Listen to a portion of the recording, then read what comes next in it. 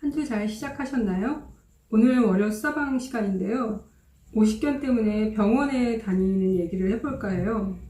한 6개월 전에 밤에 자다가 깼는데 팔을 제가 이렇게 올리고 잤나봐요. 근데 밤에 자다가 깼는데 팔이 그냥 이렇게 쑥 안 내려오는 거예요. 이렇게 된 상태에서 이러면서 겨우겨우 내려왔거든요. 그때까지만 해도 어깨가 50견으로 갈 수 있다는 생각을 아예 안 하고, 내가 나이가 드니까 이제 어깨가 그냥 뻐근하구나, 그냥 자연스럽게 안 되고 이게 좀 고정됐다고 다시 제자리 돌아오는데 시간이 좀 걸리는구나, 그냥 그렇게만 생각을 했거든요. 코로나가 시작되면서 바깥에 활동이 없어지고, 초창기만 해도 싱가포르에서 코로나 정책이 굉장히 많이 바뀌었거든요. 그래서 그런 거 매번 업데이트 하느라고 영상을 매일매일 올렸었어요. 그러니까 싱가포르 뉴스에 관한 영상을 매일매일 올리다 보니까 집안일 하는 시간 빼고는 거의 하루 종일 책상에 앉아 있었던 거예요. 뉴스 찾는데 시간이 제일 오래 걸렸고, 그 뉴스 중에서 또 중요한 거 추리고 영상 찍고 편집하고 하는데 아무래도 초보자다 보니까 시간이 전문가들보다는 더 훨씬 오래 걸렸던 것 같아요. 거의 하루 종일 그러니까 책상에 앉아 있었던 거예요. 그래서 그런지 어느 날 어깨가 뒤로 안 돌아가는 거예요. 뒤로만 안 돌아가는 게 아니라 앞에도 손이 끝까지 안 올라가거든요. 옆으로 이렇게 올리는 것도 제대로 안 돼요. 오른쪽 같은 경우는 옆으로 올리면 그냥 쭉 올라가는데, 왼쪽 같은 경우는 올리려고 그러면 어깨가, 팔이 올라가는 게 아니라 어깨가 같이 이렇게, 몸이 같이 이렇게 되는 거예요. 그때부터 인터넷 막 찾아보고 유튜브 찾아보고 하면서 50견에 좋다는 운동들 좀 했었거든요. 근데 이게 운동하는 것도 쉽지가 않아요. 왜냐면 어깨가 너무 아프기 때문에 이렇게 신경을 찢는 것처럼 찌릿찌릿하게 그렇게 아프거든요. 50견에 대해서 찾아보니까 여기 염증이 너무 심할 경우에는 운동을 해도 잘 낫지 않는다고, 염증 치료를 하면서 운동을 하는 게 낫다고 그렇게 나와 있더라고요. 그래서 더 놔두면 안 될 것 같아서 일단 일반 제너럴 클리닉에 갔어요. 왜냐면 제가 들어있는 보험이 제너럴 클리닉을 통해서 스페셜리스트한테 가면 그게 다 보험 처리가 되는데, 바로 스페셜리스트한테 가면 보험 처리가 안 되는 경우가 있거든요. 제너럴 클리닉에 가는 날 비도 추적추적 오고 기분도 우울하더라고요. 50견에 걸려가지고 병원에 갈 거라고는 상상도 못 했었거든요. 눈앞에서 스캔이 있고, 그러면 내가 이 병원에 지금 몇 시에 들어간다라는 게 나오고, 그리고 병원 안에 들어갔더니 그 안에 또 스캔 코드가 있는 거예요. 그거를 클릭했더니 예전에는 연필로 문진 작성 같은 거 했던 거를 다 핸드폰으로 하게끔 해놨더라고요. 그걸 하고 조금 있다가 의사 선생님 만났는데, 의사 선생님께서 뭐 팔 이렇게 들어보고 왼쪽으로도 들어보고 하시더니 스페셜리스트 만나야 된다고, 예약을 해줄 테니까 전화를 기다리라고 하시더라고요. 50견을 싱가포르에서는 프로즌 숄더라고 부르더라고요. 그리고서는 약을 3가지를 주셨거든요. 약을 받아오면 일단 그 약이 무엇 때문에 먹는 약인지 한번 찾아보거든요. 그 3가지를 찾아봤더니 하나는 진통제예요. 단지 통증만 줄여줄 뿐이지 뭐 치료를 한다거나 그런 건 전혀 없더라고요. 그리고 또 하나는 약을 먹기 때문에 위산이 과다 복용되는 거를 방지하는 약이었고요. 그리고 또 한 가지는 스테로이드제가 없는 염증 치료제였어요. 나머지 2개는 안 먹고 그냥 스테로이드제가 안 들어간 염증 치료제 하나만 먹었어요. 다음 날인가 이제 그 스페셜리스트 병원에서 전화가 온 거예요. 그래서 날짜를 잡고 전문의 선생님을 만나러 갔죠. 몇 가지 질문하시고 팔 좀 들어보시더니 50견 맞다고 얘기를 하시는 거예요. 그래서 50견에는 3가지 치료 방법이 있다라고 얘기하시면서, 한 가지가 이제 물리치료 받는 거고요. 2번째가 수면 마취를 시킨 후에 팔을 막 움직인다는 거예요. 이게 맨정신에는 이게 조금만, 이 정도만 해도 너무 아파가지고 더 이상 움직일 수가 없거든요. 그러니까 완전히 수면 마취를 시켜서 고통을 못 느끼게 한 다음에 팔을 막 이렇게 움직이고 들고 막 옆으로 꺾고 해가지고 여기를 돌아갈 수 있게끔 만들어 주신다는 거예요. 그거는 하루만 걸린다고 그렇게 얘기를 하시더라고요. 3번째가 제일 마지막 방법이라고 하면서 이제 수술을 말씀하셨어요. 그래서 저보고 선택을 하라고 그러시더라고요. 그래서 이선생님한테 내가 선택해야 되는 거냐고, 뭐 권해주실 거 없냐고 그렇게 여쭤봤더니 시간이 충분히 있냐고, 시간이 없는 사람들 같은 경우에는 2번을 선택하는 사람도 있다고 말씀을 하시더라고요. 자기 환자 중에 한 환자는 결혼식을 앞두고 있었대요. 의사 선생님 말씀이 결혼식 당일날 부케를 던져야 되는데 50견 때문에 부케를 이렇게 던질 수가 없으니까 빨리 치료되기를 원했대요. 그래서 그 환자 같은 경우에는 마취를 하고 치료를 했다고 얘기를 하시더라고요. 그래서 저보고 급하냐고. 그래서 아니, 급한 건 아니라고. 그래서 결국은 물리치료를 받기로 했거든요. 그리고 그 전문 의사 선생님은 약을 딱 하나 주셨는데 그 약이 제가 제너럴 클리닉에서 받았던 그 스테로이드제 없이 염증 치료를 도와주는 그 약이더라고요. 그리고 저는 물리치료실을 예약을 잡아주는 줄 알았더니 예약을 잡아주진 않고 이렇게 리스트를 주셨어요. 리스트를 주신 다음에 저보고 전화를 걸어서 예약을 하고 찾아가라고 말씀을 하시더라고요. 집에 와서 그 리스트에 있는 것 중에서 저희 집에서 제일 가까운 데로 전화를 해서 예약을 잡았어요. 예약을 잡고 물리치료사 만나러 가는데 너무 무서운 거예요. 왜냐면 이게 뒤로 조금 하거나 위로 내가 올릴 수 있는 한도 내에서 조금만 더 올라가거나 하면 어깨가 굉장히 아프거든요. 물리치료 선생님께서 막 치료한다고 가동 범위를 넘어서 막 이렇게 할까봐 너무 무서운 거예요. 그러면 굉장히 아프거든요. 막 걱정을 하면서 갔는데 물리치료사하고는 치료를 받은 것보다 상담을 굉장히 오래 했어요. 제가 갔더니 거기에 여러 가지 팜플렛 같은 게 있었는데 이 팜플렛하고 요거하고 두 가지가 있더라고요. 그래서 제가 물리치료사분 기다리는 동안, 왜냐면 제 앞에 다른 분이 먼저 하고 있었거든요. 이거 두 개를 일단 챙겼어요. 그리고 선생님이 오라고 했을 때 들어가서 내가 바깥에서 요것도 보고 요것도 봤는데 두 개 다 내가 가지고 있는 증상이랑 비슷하다 그랬더니 선생님이 맞다는 거예요. 이게 하나는 회전근개 손상이고요. 이게 하나는 오십견에 대한 내용이었거든요. 그래서 오십견 초기 같은 경우에는 이게 회전근개 손상인지 아니면 오십견인지 정확히 모를 수도 있다고 말씀을 하시더라고요. 그리고 이것저것 상담하면서 제가 또 여쭤봤던 게 전문의께서 수면 마취를 놓은 다음에 어깨를 막 움직여가지고 하루 만에 치료가 가능하다고 하던데 그게 효과가 있냐라고 물어봤어요. 그랬더니 그 물리치료사분은 약간 머뭇머뭇하더니 그렇게 해서 효과 보는 사람도 있지만 그렇게 했을 때 완전히 효과를 못 보는 사람도 있기는 하다고 그렇게 말씀을 하시더라고요. 가능하면 그냥 자연스럽게 시간이 흘러서 치료되는 게 더 나을 것 같다는 식으로 얘기를 하셨어요. 이게 회전근개 손상을 보시면 보통 젊은 사람들 같은 경우에 운동 같은 거 하다가 다쳐가지고 손상이 돼 있다 그러고요. 50세 이상의 사람들한테 굉장히 흔한데 이게 단지 그냥 오랫동안 어깨를 사용했기 때문에 이렇게 걸릴 수도 있다는 거예요. 그리고 이게 굉장히 흔한 병이래요. 성인 인구의 3분의 1 이상이 이런 어깨 통증을 겪고 있다고 하더라고요. 회전근개 손상 증상이 가만히 있을 때도 어깨가 아프고 밤에 아프고 특히 이제 밤에 잘 때 아픈 쪽으로 옆으로 돌아 누워 자면 여기가 너무 아픈 거예요.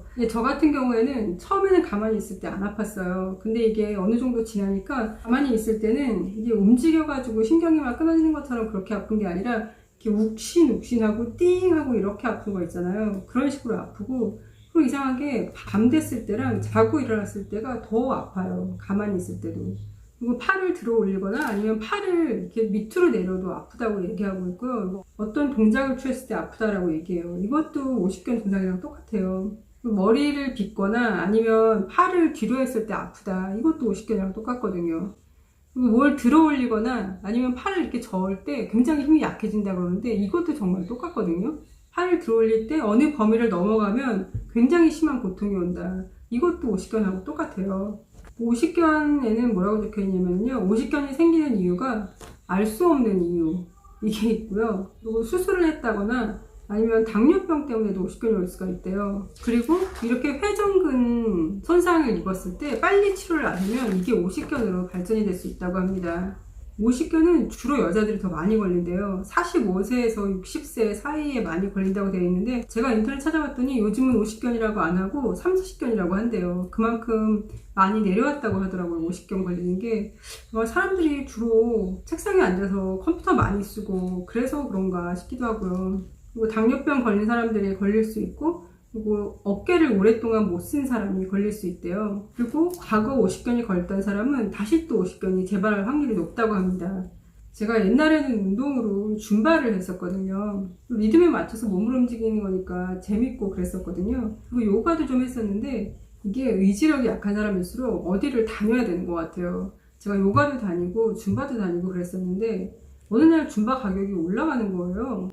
그래서 아니 가격이 왜 올리지? 그러면서 차라리 그냥 집에서 요즘은 유튜브에도 줌바 강의 많이 나와 있으니까 텔레비전 연결해가지고 틀어놓고 나 혼자 해야지 생각을 했어요. 요가 같은 경우에도 맨날 요가 매트 짊어지고 가서 여러 사람들하고 하는 것보다 그냥 집에서 편안하게 하고 싶더라고요. 근데 의지가 약하다 보니까 이게 꾸준히가 안 되는 거예요. 좀 하다가 말아주고, 좀 하다가 뭐 오늘은 바쁘니까, 오늘은 뭐 약속이 있으니까 이러면서 자꾸 안 하게 되는 거예요. 그러면서 활동 범위는 점점 줄어들고, 또 코로나 때문에 완전히 줄어들고, 그래서 오십견이 온 건가 그런 생각을 했거든요. 근데 그 물리치료사분께서 제가 팔을 이렇게 다 이렇게 올려봤어요. 어디까지 올라가는지. 앞으로도 들어보고, 옆으로도 이렇게 들어보고, 뒤는 어디까지 가냐고 이렇게 해보라고 하고요. 근데 뒤는 정말 거의 뒤로 안 올라가거든요. 근데 제 동작들을 보시고, 그리고 특히 이 회전근 손상이랑 오십견이랑 차이가 이렇게 앞으로 이렇게 들었을 때요. 회전근 손상 같은 경우에는 혼자는 못 들어도 다른 사람이 이렇게 들어주면 거의 끝까지 올라간대요. 근데 오십견 같은 경우에는 다른 사람이 이렇게 밀었을 때도 끝까지 못 올라가고 어느 정도 선까지밖에 못 올라간다는 거예요. 저보고는 오십견이 맞는 것 같다고 말씀을 하시더라고요. 오십견을 싱가포르에서는 프로즌 숄더라고 한다고 했잖아요. 그래서 첫 번째 단계는 얼어붙고 있는 단계인 거예요. 팔을 움직일 수 있는 가동 범위가 점점 내려오고 고통은 이제 점점 올라가는 거예요. 그러다가 완전히 얼어붙은 단계가 있는 거예요. 완전히 얼어붙은 단계에서는 고통은 최대치를 찍고 그리고 가동 범위는 최하를 찍는 거예요. 그러다가 이제 녹는 단계가 있어요. 녹는 단계는 다시 가동 범위가 좀 올라가고 고통은 내려가고 그런 단계를 거쳐야 한다고 하더라고요. 처음 오십견이 걸리고 나서 한 3개월에서 9개월 사이는 이 완전히 고통스러운 그 단계래요.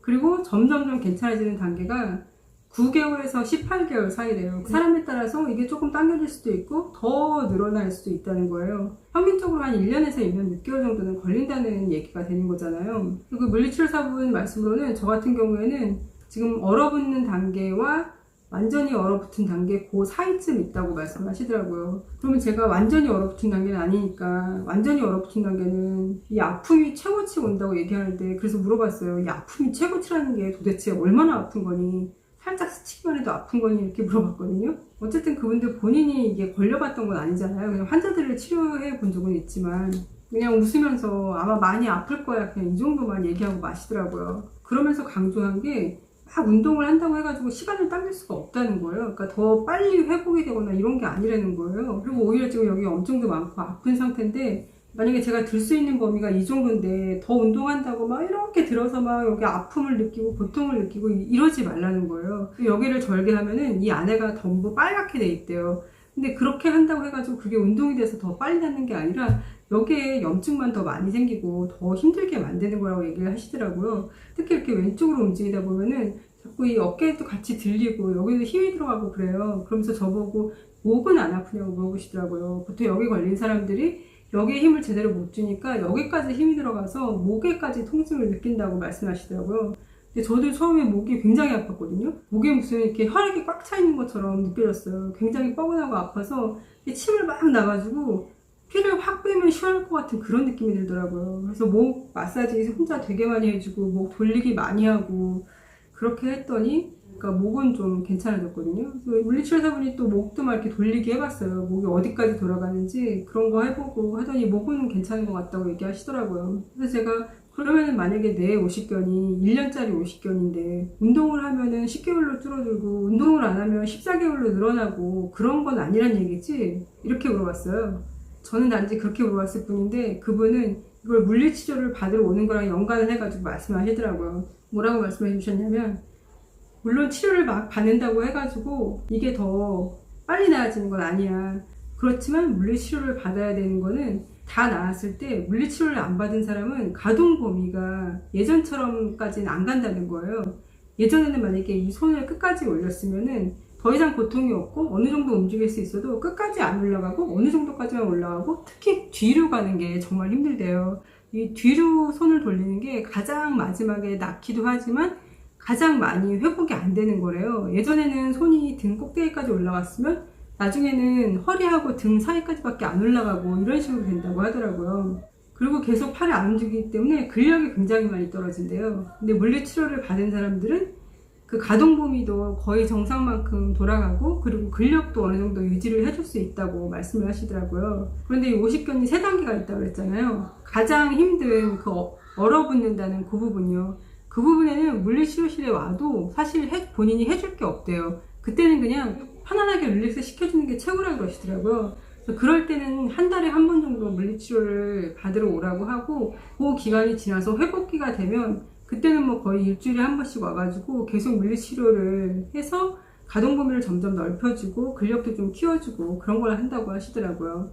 저보고는 제가 아직 그 가장 힘든 그 상태가 아니니까 일단 일주일에 한 번씩 오면서 상태를 지켜보자라고 얘기를 하시더라고요. 마지막으로 제가 드리고 싶은 말씀은 건강할 때 건강을 지키시라는 말씀을 꼭 드리고 싶어요. 저도 제가 50견 때문에 병원 갈 거라고 정말 상상도 못 했었거든요. 아프지 마시고 건강관리 잘 하세요. 그럼 오늘도 건강하세요.